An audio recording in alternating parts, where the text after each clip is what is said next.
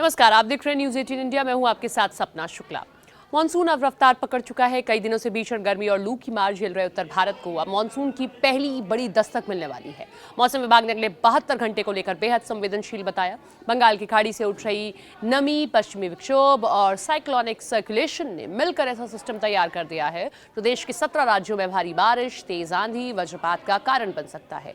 UP, Bihar, Jharkhand, Rajasthan, Delhi, Punjab और हरियाणा जैसे राज्यों में 70 से 80 किलोमीटर प्रति घंटे की रफ्तार से तूफानी हवाएं चलने वाली हैं।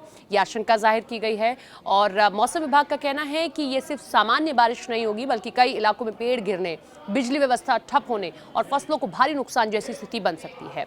पहाड़ी राज्यों में भूस्खलन और बादल फटने का खतरा भी बढ़ गया है। मौसम विशेषज्ञों का मानना है कि इस बार मानसून की चाल सामान्य से ज्यादा आक्रामक दिखाई दे रही है। इसका असर अगले कई दिनों तक बना रह सकता है। दक्षिण भारत में मानसून पहले ही सक्रिय हो चुका है। अब उसका प्रभाव धीरे धीरे मध्य और उत्तर भारत की ओर बढ़ रहा है। स्काईमेट और आईएमडी दोनों ने संकेत दिए कि 11 जून से उत्तर भारत के आसमान में बादलों की आवाजाही तेज होगी। 12 से 13 जून तक बड़े पैमाने पर बारिश का दौर शुरू हो सकता है। दिल्ली एनसीआर से लेकर बिहार और पूर्वोत्तर राज्यों तक मौसम का मिजाज अचानक बदलने वाला है। किसानों को विशेष सतर्कता बरतने की सलाह दी गई है। कई राज्यों में आकाशीय बिजली को लेकर भी चेतावनी जारी हुई है। मौसम विभाग ने लोगों से अनावश्यक यात्रा से बचने, पहाड़ी इलाकों में अतिरिक्त सावधानी बरतने को कहा है।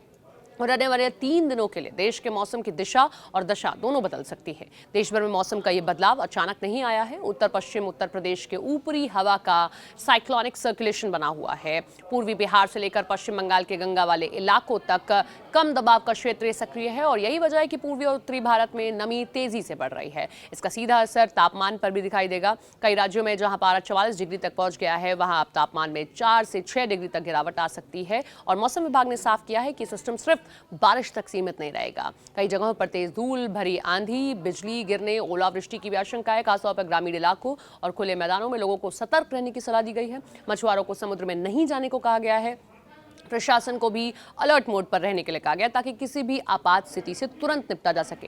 दिल्ली एनसीआर में गर्मी के बाद अब तूफानी राहत। दिल्ली एनसीआर में पिछले कई दिनों से झुलसा देने वाली गर्मी पड़ रही थी और अचानक मौसम बदल सकता है। आईएमडी ने 10 से 11 जून के बीच तेज बारिश और धूल भरी आंधी का अलर्ट जारी किया है। इस दौरान 60 से 65 किलोमीटर प्रति घंटे की रफ्तार से हवाएं चल सकती है। मौसम विभाग का अनुमान है कि कई इलाकों में पेड़ गिरने और ट्रैफिक प्रभावित होने की स्थिति बन सकती है। दिल्ली में अधिकतम तापमान 42 डिग्री के आसपास रह सकता है, लेकिन बारिश के बाद लोगों को गर्मी से बड़ी राहत मिलेगी।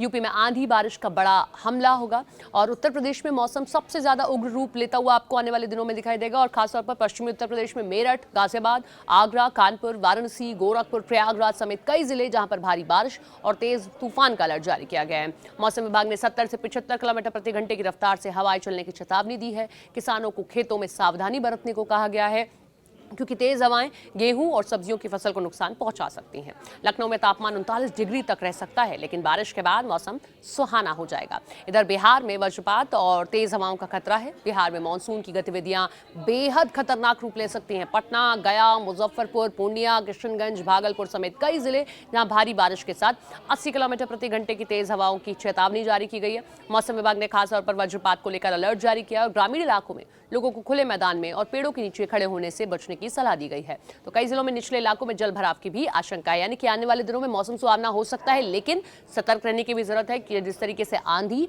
और ओलावृष्टि की चेतावनी दी गई है।